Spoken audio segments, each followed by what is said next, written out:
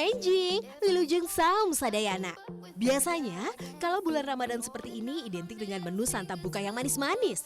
Seperti kurma, kolak, sirup, dan saya, si manis putih. Ngomongin soal yang manis-manis, pagi ini saya akan membuat menu untuk berbuka yang rasanya juga manis. Apa coba? Tunggu jawabannya setelah saya selesai mengambil bunga rosella ya. Tepat berada di kawasan Ciburial, Cimenyan, Bandung. Saya sudah bersama Bu Juju dan Pak Engkos mau mengambil bunga rosella. Bernama latin Hibiscus sabdariva, bunga rosella berasal dari benua Afrika yang kemudian menyebar ke wilayah beriklim subtropis dan tropis termasuk Indonesia. Jadi yang sudah diambil itu yang besar, usianya kurang lebih 4 bulanan. Jadi kalau yang masih kecil seperti ini itu belum bisa diambil. Masih muda ya Bu ya? Iya. Nanti ditunggu besar dulu baru diambil. Oke. Setelah bunga rosella diambil, maka bunga tidak akan tumbuh lagi.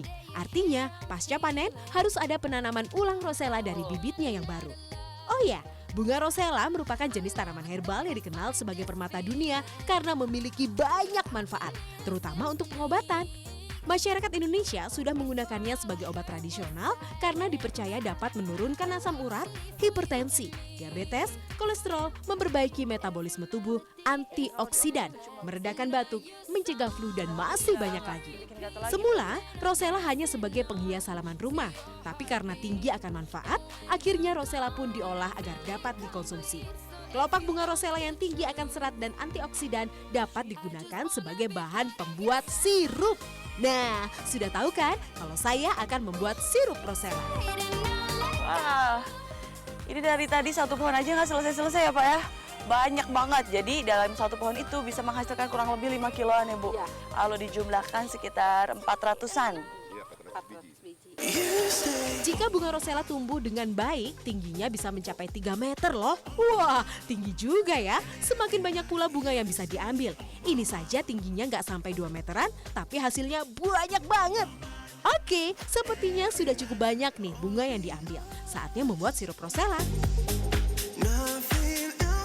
Karena yang akan diolah adalah kelopaknya, maka biji bunga rosella yang ada di dalamnya harus dibuang terlebih dahulu. Gunakan alat khusus agar kelopak bunga rosella tidak rusak. Ini harus hati-hati sama bulu-bulunya ya Kang ya? Ini ada bulu-bulunya, ini juga nih. Tuh. Ini nih yang bikin gatel nih. Makanya pakai sarung tangan. Sarung tangan pun punya peran penting nih sebagai alat perlindungan selama proses pengambilan rosella. Kalau sudah dipisahkan bijinya, bunga rosella dibersihkan terlebih dahulu. Ada 3 kali pembersihan. Pembersihan pertama untuk menghilangkan kotoran yang berada di luar bunga. Pencucian kedua untuk membersihkan bagian dalam. Yang ketiga untuk memastikan semua bagian bunga sudah bersih. Oh iya, cara mencucinya harus pelan-pelan ya, supaya kelopak bunga rosella tetap utuh. Setelah bersih, rosella ditiriskan dan dikeringkan di dalam ruangan. Pengeringan harus dilakukan di dalam ruangan ya, jangan sampai terkena pancaran matahari. Soalnya bunga rosella bisa berubah warna dan dapat merusak kandungan di dalamnya. Pengeringan di ruangan ini hanya dilakukan hingga air dari pencucian sudah mengering.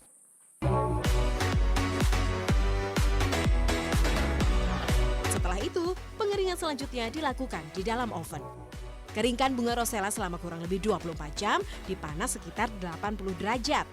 Rosella yang sudah kering seperti ini sudah bisa dikonsumsi sebagai teh atau diseduh dengan air hangat.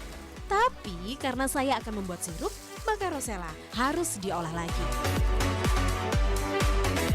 Eits, masuk ke tempat pengolahan ini harus benar-benar steril loh. Makanya wajib menggunakan pakaian khusus. Kalau sudah siap, saatnya mengolah rosella. Masukkan rosella ke dalam air mendidih dan campurkan gula. Aduk dan tunggu selama kurang lebih 1 jam. Setelah itu angkat dan saring rosella. Ambil sarinya saja. Penyaringan dilakukan 2 kali untuk memastikan tidak ada ampas yang terbawa masuk. Oke.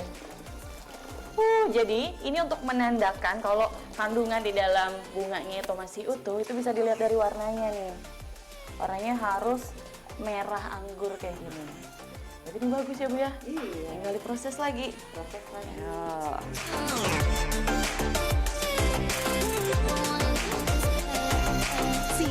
Kalau sudah disaring, kemudian rebus lagi rosella hingga matang atau selama kurang lebih 1 jam. Setelah matang, rosella siap dimasukkan ke dalam kemasan botol. I got these fresh eyes, never seen you before. Nah, tadi kan yang diambil hanya sarinya saja. Lalu, apakah ampasnya dibuang? Tentu tidak. Ampasnya dapat diolah menjadi asam rosella. Haluskan terlebih dahulu ampasnya dengan menggunakan mesin. Setelah halus, ampas rosella dimasak dengan tambahan gula. Aduk terus hingga matang atau selama kurang lebih 1 jam. You dress up just a little and I'm like, oh damn. So suddenly Setelah itu tinggal dibentuk, potong asam rosella dan rapihkan bentuknya. now Baluti dengan gula pasir. Kalau sudah, asam rosella siap untuk dikemas. fresh eyes. So 1 bungkus asam rosella ini dijual dengan harga Rp10.000. Sementara sirup rosella seharga Rp42.500 dan rosella kering Rp27.500 per bungkusnya. Semua olahan rosella ini sudah dijual ke berbagai daerah Bandung, Bogor, Jakarta, dan sekitarnya. Sementara di negara asalnya Afrika, rosella biasanya dijadikan selai atau jelly. Di Sudan, rosella menjadi minuman keseharian dengan campuran garam, merica, dan tebu. Di Trinidad dan Tobago, rosella dijadikan bir. Nah, kalau di Indonesia, rosella dijadikan teh, asam, dan sirup yang pas untuk dijadikan menu berbuka puasa. Putih Nurul, Aini Fadila, Bandung, Jawa Barat. ain't that serious?